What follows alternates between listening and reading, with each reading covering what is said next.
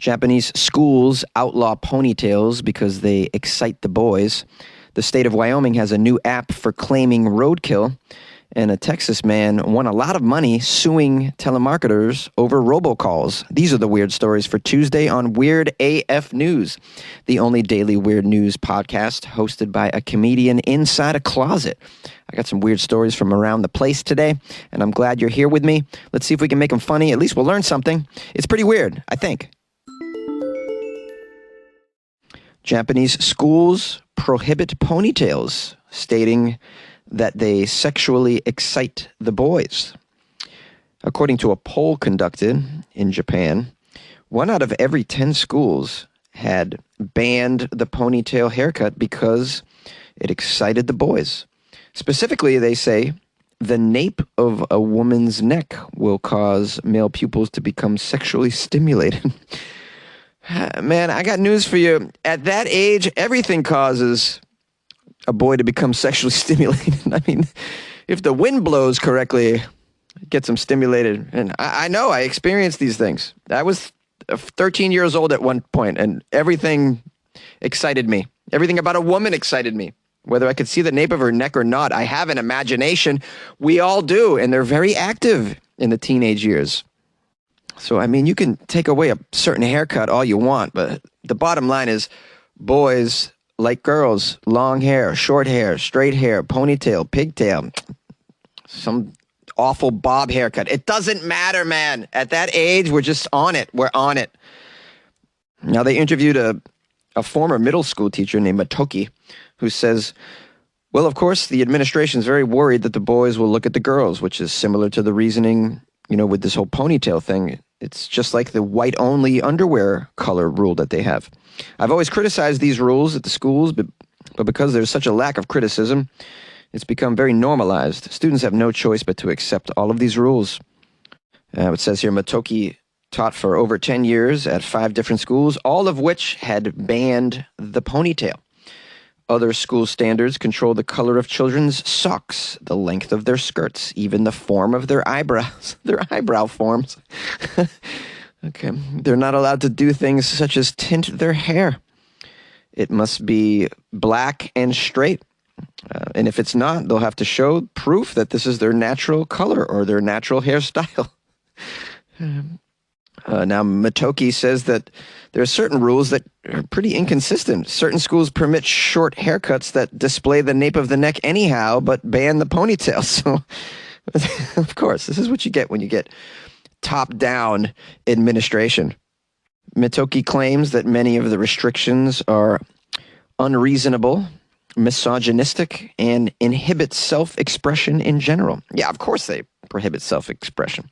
In Japan, there's a lot of pressure to sort of toe the line. You see very little complete self-expression. Tattoos are rare, as a matter of fact.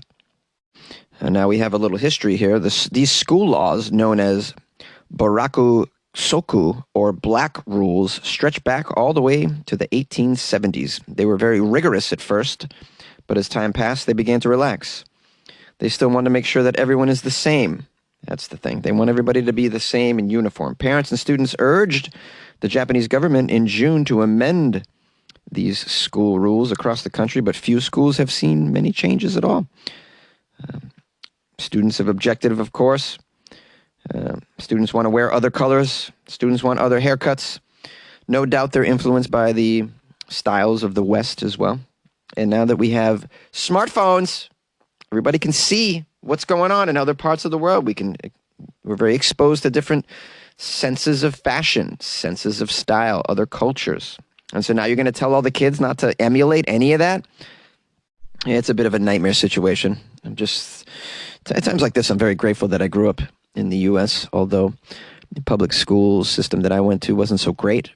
I didn't get a very good education.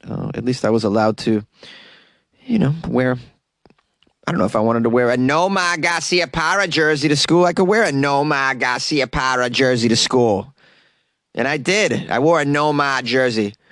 Dude, a wicked cool Noma jersey, bro. Yeah, I know. It's Noma. Do you guys know who Noma is? The state of Wyoming has a new app for claiming your roadkill. Road to Table. Have you guys eaten roadkill before? I'm not against it. I'd try it. Depends on what it is. I'm not going to eat a skunk, I can tell you that. I don't like them. I don't like them one bit. I don't like how after you hit them with your car smells like a skunk for 2 months afterward. I don't like that either. You ever been sprayed by a skunk? My uncle was sprayed by a skunk on Christmas Eve. I'll never forget it. And we did not allow him to spend Christmas Day with us. He was banned because he smelled like a skunk. Can't have a skunk smelling uncle on Christmas Day. It really brings down the Christmas morale. Okay. The aroma of sizzling meat and melted butter wafts from a cast iron pan while Mr. Jaden Bales cooks up a piece of road meat. It's a mule deer that was hit by a car just down the road from where he lives in a cottonwood grove beneath the craggy Wind River Range. You guys know how it is. Whew, the Wind River Range. I'm giving you sound effects, guys. I'm putting you in the moment. Ooh, the sizzling of the mule deer in the pan with butter. Doesn't that sound delicious, guys? Who wants to eat some deer? Ooh, I'm starving. Now, it should be known, Jaden didn't shoot this deer himself. He claimed it, thanks to a new State of Wyoming mobile app that's helping get the meat from animals killed in fender benders from the road to the table, and in the process making roads a lot safer for the critters. The state wildlife and highway officials in Wyoming rolled out this app, the first of its kind in the U.S., this winter when Wyoming joined the 30 or so states that now allow people in the U.S. to collect roadkill for food. This particular delicious mule deer that Jaden was fixing up in his kitchen was killed while crossing US 287 South on the morning of President's Day by Marta Casey, who was on her way in her Subaru to go snowboarding. Well, I don't know if she made it. It says here Marta hadn't been snowboarding in years. She settled in Wyoming a year ago, in case you want her history. She didn't realize what she was in for when she decided to experience some rural living. Here's a quote from Marta about slamming into the deer that morning. I tried to slow down. I tried to get around it. I did. It's really surprised me. I've been driving my whole life. I never had a deer jump in front of me. It was very... Yeah. That's the end of the quote from Marta. Thanks, Marta. She's clearly shooken up by the whole experience. After she injured the deer, a highway patrol trooper promised to shoot it. And then Marta remembered about an app that she heard about. And so she put the doe on there. She entered the species, verified that it wasn't killed illegally, when and where it was killed. Next thing she knew, Jaden hauled the doe home in his pickup truck. Isn't that amazing? This roadkill feature in the Wyoming State Department of Transportation app allows people to quickly claim accidentally killed deer, elk, moose, wild bison, wild turkey, skunk, muskrat, very small rats, the occasional hummingbird, and even babies that are struck in the road. Just kidding about half of those. It's a joke, guys. Come on. No, I don't condone running over babies, obviously. Yeah. Okay, you apparently you document the animal and you put it out there, and then someone can come and grab it. And I'm trying to get some more information here. This is fascinating. I don't think this exists in California. The roadkill that we have in Cali, though, I don't think really is edible. It's a lot of, it's very skinny coyotes and whatnot. We don't have full-size deer, although it's possible up north. Now, another purpose of this app is to help people follow the rules for safety reasons. Roadkill in Wyoming may not be collected after dark along interstate highways or in construction zones. National parks such as Yellowstone and Grand Teton are off limits for roadkill retrieval. Unlike in other states such as Alaska, roadkill meat in Wyoming can't be donated to anybody either, including charities. The whole carcass must be retrieved, not just the antlers or hide. In Oregon, which allows people to claim roadkill with an online form, people must surrender the head and antlers to wildlife authorities within 5 days. But in Wyoming, the whole animal can be picked up. Well, that's lovely. You don't have to cut off the head. You can just have someone get the whole thing, because that's going to be time-consuming and probably very disgusting. I wouldn't want to cut the head off any animal, really. That's not really in my skill set. I don't think my stomach could take it. The Wyoming Roadkill app helps to collect data as well. By geotagging roadkill with their phones and documenting the species, app users will contribute to the data that help Wyoming wildlife biologists and highway officials decide where to install wildlife crossing signs and other ways of reducing critter deaths. This is very helpful because Wyoming is famous for its abundant wildlife and big game migration routes that are among the longest in North America. From keeping roadsides mowed to installing warning signs, animal crossing signs, and multi-million-dollar wildlife underpasses along these migration routes, Wyoming officials have been trying to reduce the at least 6,000 animals killed on the state's roads each year. Now, as for Jaden and his deer, after cutting it up, he sliced the heart and ate it fried in observance of a tradition that he grew up with as an avid hunter. From there, he carved off roasts and steaks and smaller bits, destined for grinding up like hamburger. And he even shared some with the snowboarder that hit that deer, Marta. It's a lovely story about roadkill. It's hard to find a lovely story embedded in a roadkill anecdote, isn't it? And now I await the angry emails from all the vegans that listen to this show. funnyjones@gmail.com. 646-450-2012. You like podcasts? You're listening to my podcast. Maybe you thought to yourself, I'd like to make a podcast. Too difficult. No, not with Anchor. Anchor has free creation tools that allow you to record and edit your podcast from your phone or your computer. Anchor distributes your podcast to Apple, Spotify, Stitcher, and more. They have advertising integration, so you can even make a little money off your podcast. Everything you need to make a podcast in one place. Download the free Anchor app or go to anchor.fm to get started. And good luck with your podcast. Good luck with your creation. Good luck with your life, man. A man sued and won $75,000 after tracking down telemarketers. I hate telemarketers. They're ubiquitous these days, man. They have special tools. Sometimes they call you with area codes that you're very familiar with. No longer the 888 numbers, the 800 numbers. Get very tricked. I see a 617 number. I'm like, oh, an old friend from Boston's calling. Nope. Somebody's calling about my car warranty again. Oh, I hate those car warranty robocalls. What the heck, man? Hey, look at. If you can't cancel student debt, Biden, can you at least cancel these robocalls? Can someone do something about this in the administration? My goodness. Now, the star of this story is someone named Dan. He's from Texas. He's a financial accountant who splits his time between Dallas and Austin. He's won $75,000 total in court decisions since launching an effort to find and sue the companies behind these intrusive telemarketing calls. Here's a quote from Dan. Well, I probably get in any given day 10 calls on average. I counted one day, I got 24 calls that day. Didn't like it.